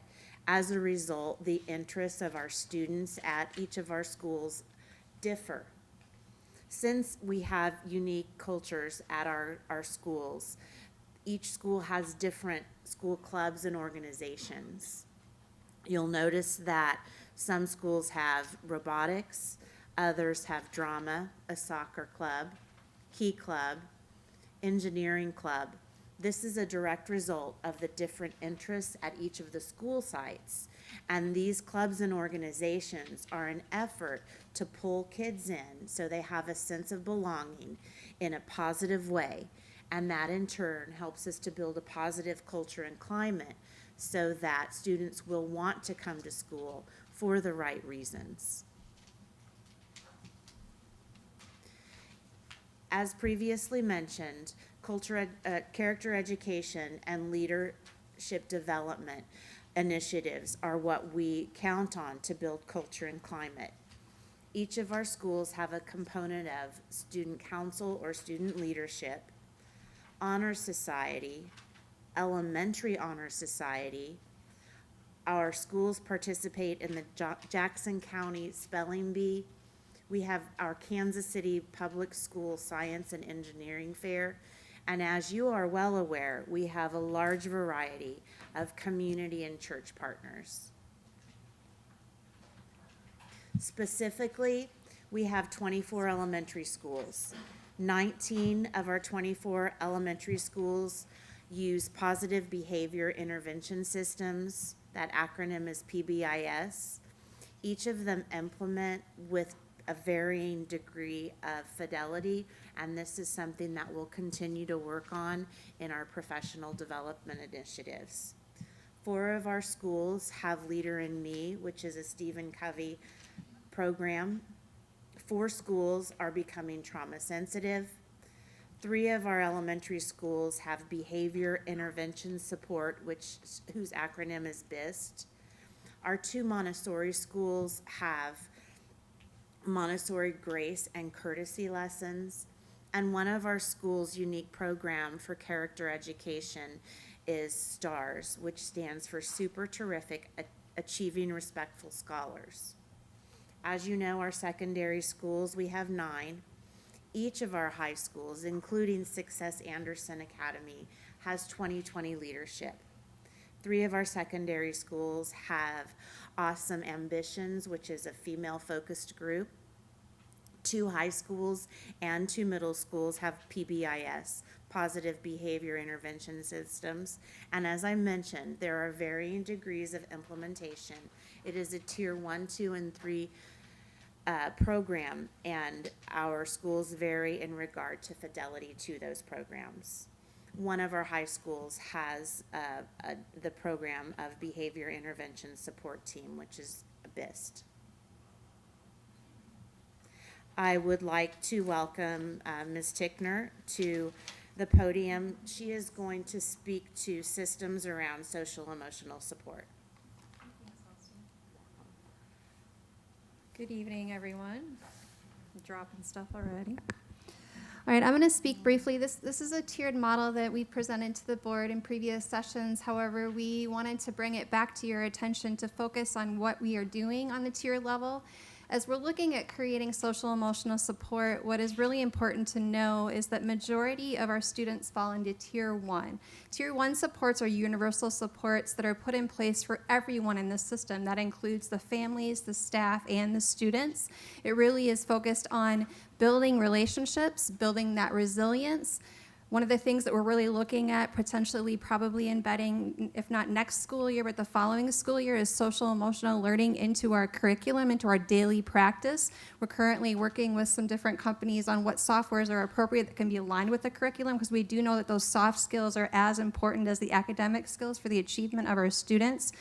Also looking at meeting the basic needs of our students. We do have a lot of community members and community partners in our schools that are really focusing on meeting the basic needs, that kind of that Maslow's hierarchy of needs. And as Ms. Austin and Dr. Shepard have stated, really focusing on those extracurricular activities and supports, we know based on research that involvement and access to extracurricular activities and clubs increases that sense of community, which creates more safety in the schools. So as long as we're supporting and really offering these supports in tier 1, which is where we really want to focus, our kids are less likely to go to tier 2, which is where we really focus on kind of those small group interventions. That's where we're doing our early identification. This is where the problem-solving team comes in. So if I'm a teacher and I have a student I have concerns with behaviors or academic concerns or mental health concerns, I will refer to my problem-solving team at the school level, come up with some solutions at the school level so that the whole team is involved. And those are the processes that we're currently working on creating in that referral system. We have really laid the groundwork on that. We just need to train up the people and the individuals and hopefully roll that out next school year. If by chance, we all know that we do have students that are already in tier 3, but again, our goal is to prevent them to going to tier 3, because tier 3 are those one-on-one interventions, those counseling, therapy, psychiatric support, focusing on safety plans and crisis plans. I am proud to report that we have done a really good job of focusing on safety plans and crisis plans for our students, early identifying those students that have mental health issues based on training up our counselors, our nurses, our administrators, our social workers, and identifying and screening kids so we can give them access to care in the community. And obviously, we're using our social workers for those tier 3. What we don't want to do is depend too much on our social workers in those tier 3, because we can only do so much. We want to focus on that foundational level, which is where we're going to do a lot of work on. I'm working really closely, we are working really closely with school leadership. One thing that we focused, if you guys will look at this map, we looked at a school-based asset map. This is also called an eco map. We're using Central Middle as an example on this map, and what it outlines in the green are the internal KCPS staff currently staffed to provide some level of support to our students. And on the red, you see the external primary supports. Those are the staff that are there consistently, if not daily, if not twice a day. Communities and Schools is on there, Kansas City Police Department, City Year, Center for Conflict Resolution. You can kind of go through the motions there, as well as in the gold. Those are the volunteers and the programs that we know are currently being offered or implemented at Central Middle. If you look at this, the point of this is to focus on that sometimes it's not about we need more staff. It's focusing on how are we utilizing the staff and the resources that we currently have in the building. As you can see, Central Middle is a very resource-rich building. So what we're going to be doing and what we're working closely with the leadership on starting in May is building a map, an asset map of each school, and presenting that to, in collaboration with the school leadership at each of the administrators, so that they can really focus on who are the people I have in my building? How am I currently utilizing them? How could I use them more effectively? And also going back to the tiered level of supports, I know that I have communities and schools in my school. Where are they? Are they tier 1? Are they tier 2? Are they tier 3? And when do I call them? And who do I call for what? So really helping clarify that for them to better coordinate the care that we're providing in our schools. We also wanted to share with you something. This is our baseline data that we have within our staff of 7 social workers and family support specialists that do provide that tier 3 level mental health support for our students. We started tracking based on our weekly reports that we send to you all every week. We started tracking October 1st of 2017, so this data is from October to March 30th. We started tracking the interventions, and what I want to note is that these are the total number of individual interventions. So that's not by student, it's by the intervention that they provided. So if you look at the total, our staff of 7 people have provided over 1,400 interventions at the tier 3 level, really focusing on those one-on-one supports. That's that first line of 488 contacts that they had to provide that really high level of support to our students. So we wanted to share that data with you. Over the next several months, our goal is to streamline this. We are working closely with our IT department, and we've also been in contact with the MSBA, who has a software that we currently already pay for that we could utilize to better track and document our outcomes that will be aligned with Tyler so that we can tie them to our academic outcomes and reduction in discipline so that we can provide you all some more concrete information about the overall effectiveness of the interventions. And I will turn it back to Dr. Shepard.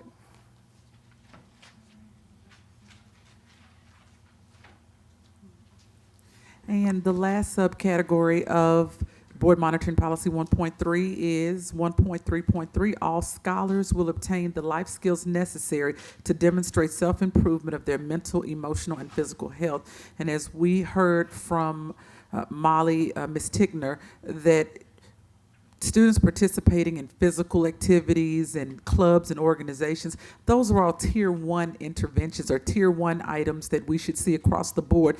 And most students who are grounded in those things don't have a need to go to tier 2 or tier 3. So it's important that we have those supports. And so now Dr. Sanders will come up and report to you on how we are doing in the area of engaging our students in athletics. Good evening, everyone. How's everyone tonight?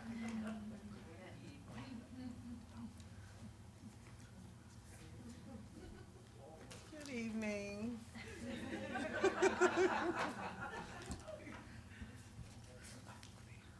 Well, let's get started, shall we? Okay. Okay, Started or fit? No, go ahead.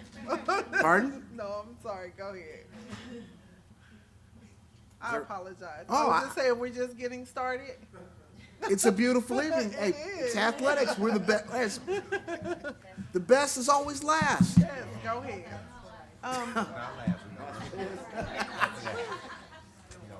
Well, thank you so much for letting me speak this evening. First off, what we have up on the board right now, up on your monitors, is a current listing of the athletic offerings that we currently have in Kansas City Public Schools. for our fall, winter, and spring selections from the high school and the middle school selections. A couple things on the spring section that's new for us that we're offering this year. Girls and boys swim for the middle school, something that we've never had before. And also, we are going to have a co-ed flag football. We're going to have a couple weeks of that. Our next slide gives you the participation numbers for our high school sports in the winter months. And as you can see from our numbers, we are increasing a little bit. But let me tell you about some other fantastic things that's going on this winter. First off, this year, Southeast is the first time they've had wrestling in Southeast, and they had about 14 young folks to participate in wrestling. Also, this year, Northeast introduced boys and girls swimming. So in our swimming environment right now, East, Lincoln, Northeast, and Central all have both boys and girls swim. Also, for the first time since we brought wrestling back to the Greater Kansas City School District, we had our first qualifier in the state from Central High School. That was our first since the restarting of the program 3 years ago. Now, our next is our middle school participation numbers, and I'm really excited about things that's going on in the middle school because, as you know, it'll transition eventually to the high school level. And as you can see, our numbers are increasing there as well. As you might be aware of, that our middle schools are part of the KC Metro Conference. There's a conference of 14 teams, which 6 of the participants are our middle schools. But the exciting thing for us this year as well is that Paseo participated this fall in also basketball, both girls and boys. And also Paseo's cheer team was part of participated in the middle school cheerleading championship. Also this fall, in the winter for middle schools, the regular season champion for girls in Central Middle were the regular season champs, and the tournament champs, the girls middle school basketball, was Lincoln, and they finished first and second in that category. Also, this is the first year for Northeast Middle to have wrestling in its environment as well. But one of the most exciting things for us from the standpoint of an athletic adventure is Lewis Monton. Lewis is an underclassman, or shall we say 7th, 8th grader at Lincoln College Prep. He went 14-0 as undefeated wrestler this year. That's our first. And what's really exciting about this whole thing is that, like Lewis and our girls at Central Middle, there were 6 girls at Central Middle, and they vowed to stay together the next 4 years and go to Central High School, and they are exceptional young ladies and playing basketball. So we're looking, I told them at the end of their banquet, I expect to be going to Columbia when they're juniors. And they said, Coach, we're going to do that at sophomores. So we're going to be excited about that opportunity. So next up is what our spring numbers look like. And I don't know if you follow us much in baseball, but let me tell you about the exciting things we got going on in baseball right now.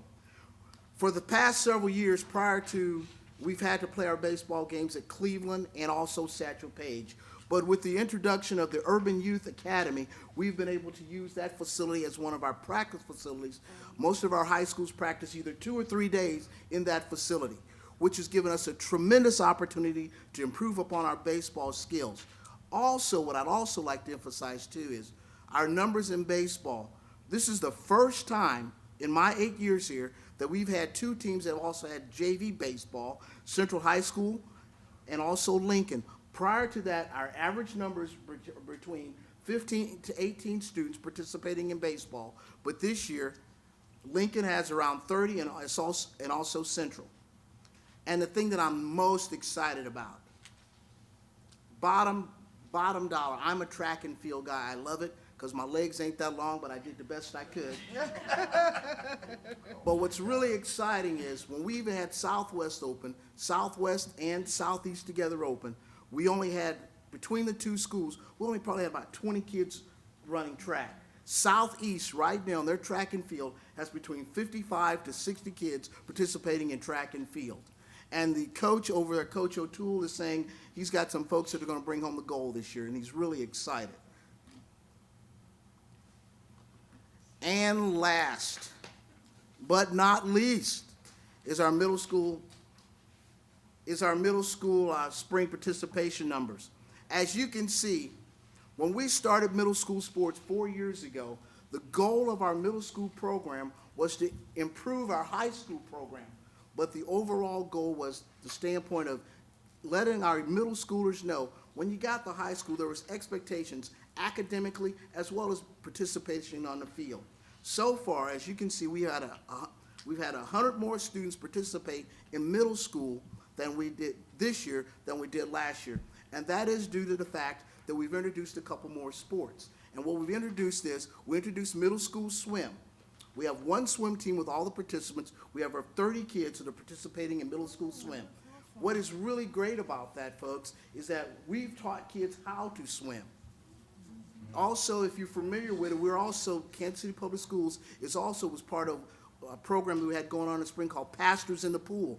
We always figure pastors want to get us wet, so we got them wet. We taught them a few people how to swim, and that's an ongoing process as well.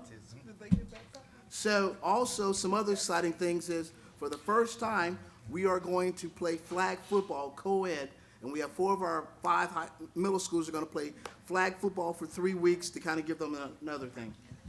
And last, in the last couple of days, I've had several conversations with Mr. Anahosa and Mr. Bolden. They want to bring tennis, both boys and girls, to their 2 prospective high schools. Folks, we're on the road to success, and I tell you what, we're going to lead it, and we're going to do all we can to get our teams the best. The first thing is the most important thing to me, and I've talked to Dr. Vidal about it. We have got to get coaches that are motivated to get out there and, I would say, kiss all the pigs, but they're not pigs, but you kiss everything to turn it into a prince. And that's our goal. First is to get you out. Second, to get you good grades. And third, to get you graduated and hopefully be able to get you a scholarship. Thank you for your time this evening. I appreciate it. Thank you. And turn it back over to Dr. Shepard.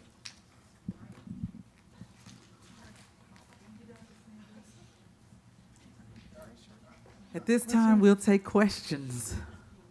Seeing no questions, what's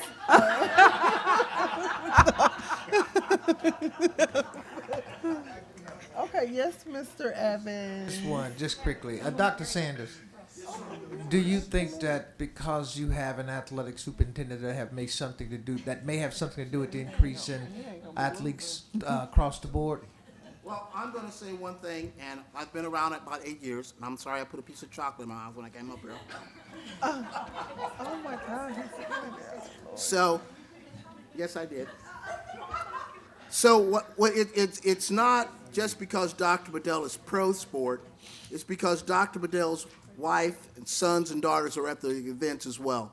So when you're seeing your superintendent out there and the folks know who he is, it's also tremendous. But I can also say, too, within the past, since Dr. Bedell's tenure here, upgrading our facilities, that has been a tremendous, the movie that tells me if you build it, they will come. But once Dr. Bedell started building facilities, I told the kids, you build it and you'll stay. Because now you can't figure out, well, they got something better. We've got some of the nicest facilities right now on the planet. We updated the field house. It looks gorgeous. Next week, I'm going to be talking to the Heart of America and see if I can get a Heart of America college game into the field house. Right now, at the start of every season, we have Langston and Lincoln kicking off the season. These are the kind of things that we're striving to do. We want our kids to see what the college experience is like in their own backyard. And by bringing games and things like that to the field house, and maybe on some of our football fields, we can do that. And hats off to Dr. Bedell. When he's in the gym playing basketball with the kids, and he has a time that talks to them about his story or where he came from, that's a tremendous up. And I'm not just saying it because he's sitting there, but they know that if he can make it, I can make it. Yeah. And I came from the same kind of environment. When I first saw Dr. Bedell speak, his first big orientation, and he said certain things, I grew up there.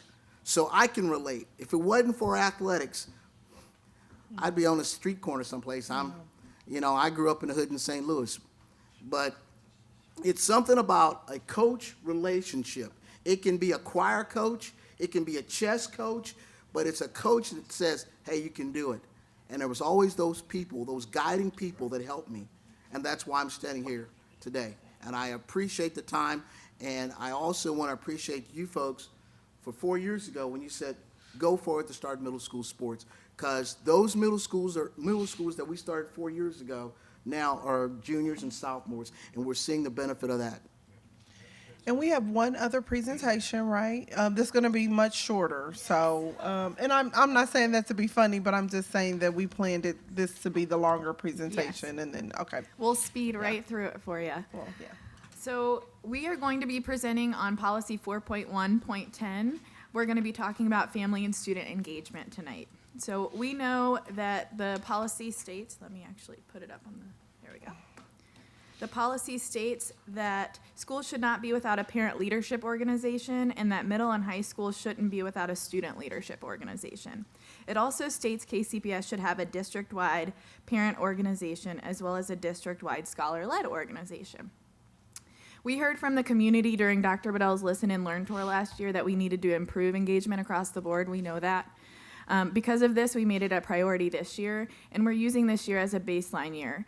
I'm happy to say that we've gained a lot of traction this year, and as you've heard from some of our DAC representatives at recent board meetings, we're well on our way to being a lot more engaged as a community.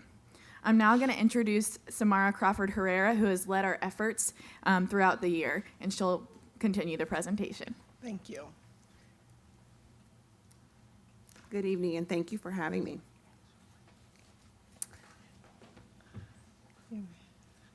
So we all know the outcomes associated with high parent engagement, what that means for the families, what that means for student success, academic achievement.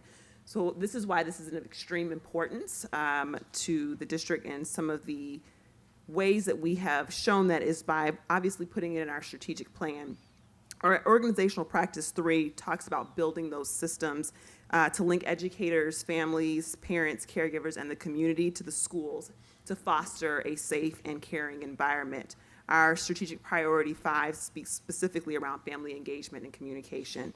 And as Ms. Allen said, this has been a baseline year, but I do want to share that we do have some great highlights that I'll cover in further detail throughout the presentation. One of which, of course, is the reemergence and revitalization of our District Advisory Council. We have had some great meetings with wonderful turnout. We've done some really innovative things around our recruitment strategies that includes a more of a personal touch, reaching out directly to parents and community members to come to the meetings has had a great result. And we're really focusing on advocacy and empowerment. I think that that's an incredible way of moving people from just being involved and aware to a more active and involved role. Of course, this year we have done an identification and support of our 16 active KCPS parent organizations, school-based parent organizations. And we chartered an internal parent engagement project team comprised of multiple departments across the district, our English language learners, our exceptional education, student support services, and school leadership, just to name a few. And the purpose of this project team is to really develop the strategies and processes to help problem solve for the factors that create barriers around parent engagement.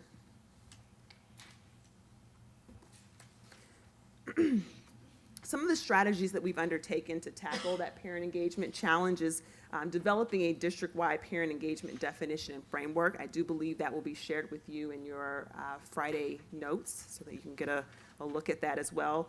But that helps us to move families, again, from awareness to empowerment. And obviously, empowerment is our goal because it allows them to take on a more active role and really project their voice in district operations. We have an inclusion of a family and community engagement section on the upcoming Title I school improvement plans. And we believe by working with building leaders to identify 3 to 5 parent and community engagement goals that they have, that helps us to really target our support. Obviously, for those schools who do not have active school parent organizations, that's obviously a goal for them for school year 18 and 19. We've asked schools to identify parent leaders for each school, And this allows us to directly connect with those parents and find out what are the challenges around starting a parent organization. Do you need support with someone with minutes, Robert's Rules of Orders? We can help you with that. And Yes, I do. I know, right? I know. I got kicked out of Robert's Rules of Order school a long time ago, so, but I will find somebody to help them with that as well. But it helps us to really get down to the finite level of what the challenges are for them. And again, one of the things I'm most excited about is a launch for our Family Empowerment Series, and that's an umbrella of events, workshops, initiatives that are really aimed to support parents in garnering the skills and developing their capacity to advocate for their student. So when you look at the timeline over the course of school year, this current school year, 17-18, we kind of broke it down across several sections. The first 90 days was really about listening and learning. It was about going out to schools and actually sitting down with building leaders and finding out what the profile for their challenges were so that we could come up with some baseline information around what those challenges looked like. It allowed us to compile a database of those active parent leaders again and those active parent organizations. We also wanted to find out what are the successes, what are people doing to get parents there, to get them engaged, so that we can pair schools that are struggling in this area with successful schools and really develop some collaboration in that regard as well. We also conducted meetings with internal parent engagers, parent liaisons, and those KCPS staff members who have a particular parent and family focus in their job title. So within the first 6 months, we focused on attendance. We focused heavily on our district advisory council, increasing attendance and awareness so that we average about 30 or 40 attendees per meeting. We revitalized the website. We did some new DAC branding. It's pretty cool. And established, regular meeting times with internal and external stakeholders. I know Dr. Bedell and Ms. Allen have met with the DAC executive board a couple of times, and we will continue to meet on a monthly basis to ensure that the voices that happen in the DAC meetings are continued to be brought right directly to them. And we also wanted to really create a pipeline for membership so that as our DAC board go on, as their students leave KCPS, that there is a way to hand over the baton so that there isn't a loss of traction and engagement. Within our first 9 months, which is kind of the area that we're in now, is identifying those internal parent engagement champions to ensure a cross-section of the Kansas City Public Schools parent experience, and that speaks heavily to that project team. The project team, is really about ensuring that we're all on the same page around how we engage parents and how we support them, so that what happens in language services is supported by exceptional ed, and what happens in exceptional ed is supported by students in transition. Some of our goals this year are to create a district-wide family engagement calendar so it's accessible, so you can figure out without having to go multiple places to find out what's going on specifically for families right here in one place. We really want to identify the scope and work of parent organizations so that they understand, if you're starting one, what does it look like? What are the things that you can do? What are the change that you can actually build and bring in your building? And again, we want to make sure that we're updating the website and district outreach and communications procedures for better family use. We want to really think about the end user in mind. And so what does it look like for that mom who's looking for one particular piece of information to be able to access it as easily as possible? And then again, within this first year, we're launching our Family Empowerment Series. We're holding our first annual Family Empowerment Luncheon on April 27th. I believe you all have invites, and I will take attendance. But I think that's a really important upcoming event, because it allows us to really engage in that two-way communication with our parents and families. And looking ahead, we will be holding a summer advocacy series. Some of the feedback that we've received from district advisory council meetings and just in general are around these areas around like health equity or fair housing, financial mobility. These are all topics that if we support our families with resources and information, that we can see a return on the student success.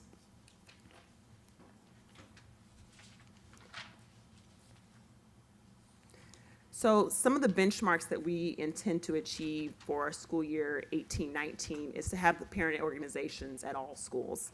We want to ensure that the outreach is growing in a variety of languages. We have a very diverse district, and we want to make sure that parents' opportunities are not just available, but are accessible to everyone. We will be holding family engagement events at the district level at least once a month, and to encourage schools to also have targeted family events at least once a month. And additionally, for each building to have a family engagement leader. That great teacher who has wonderful family relationships, that if Miss So-and-so calls, I'm coming to the school. Those are the parent leaders at each building that we really want to engage in the process as well. For our scholar-led organizations, our current status is that we have scholar organizations at all but one of our secondary schools. And so working in collaboration with school leadership, we will support that school without the organization so that they become compliant within school year 18-19. Ideally, we want to be able to build our district-wide student organization for school year 18-19, and what that will entail is reaching out to those students who are already actively engaged in their student organization at their building and solicit applications for them beginning in September. We'll also convene a selection committee of district representatives to review those applicants to make sure that we have representation of all of our students and their voices are going to be heard across the district. We're utilizing year one to really create those policies and protocols moving forward for a district-wide scholar organization. And so we really want to focus on our bullying prevention week for next year as well. Any questions? Right. And this was directly somewhat related to our business item today, so I anticipate some conversation. Ms. Wolfsey, did you want to start us out? Okay. Thank you for the presentation. Actually, one of my first ones is actually going to be in the Scholar Leadership Organization. So under current status, just clarification, you said we have all but one secondary.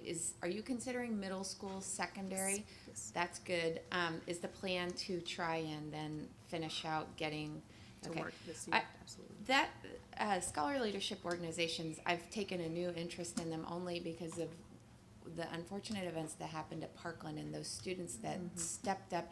And I kept saying to myself, we have those same students, but are we giving them the opportunities to develop those same skills at the level that, they had? So, thank you. I'm going to get a bunch of questions ready. Yeah, go ahead. No, I'm not ready yet. Okay, all right. Ms. Manser. Thank you for the presentation and for hanging with us this evening. Absolutely, I had a lot of chocolate, I'm good. I think this is really important because we talk a lot about making sure parents have meaningful voice and presence and they're considered and addressed. And so I really appreciate you making this effort. Can you just touch on lightly, is the communities and schools work that we have going in our schools now, is that a part of the development of your family leadership or building SACs or other kind of leadership within our families and our schools? Absolutely. One of the things that I've been able to do is meet with their coordinators that are at their schools, and so that they have a different lens of the work that they do with parents as well. And so they have done school-based assessments that they conducted at the beginning of the year.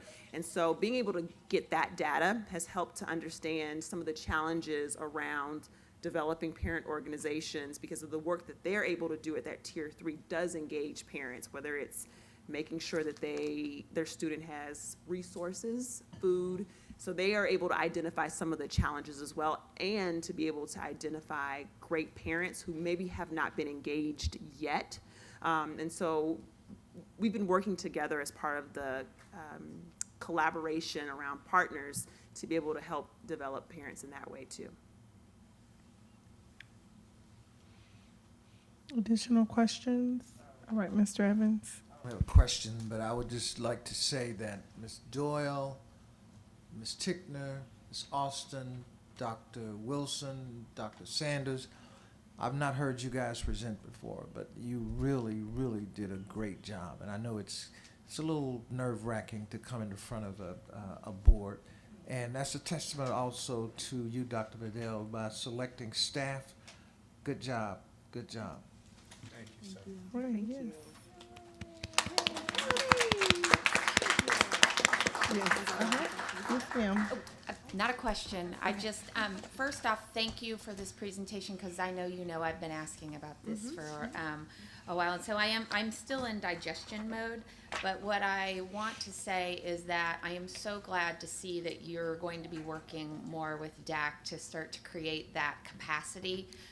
We have to build, again, it's kind of like the students. We have so much capacity within our own parent base that we're not even beginning to tap. And if we would just tap it, what we could do to fill seats, to advocate for what we need, it could really change direction. It's kind of like PD for parents.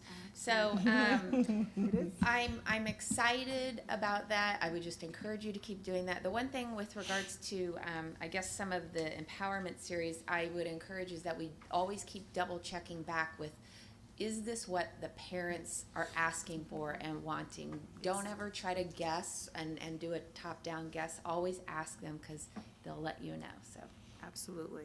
Thank you.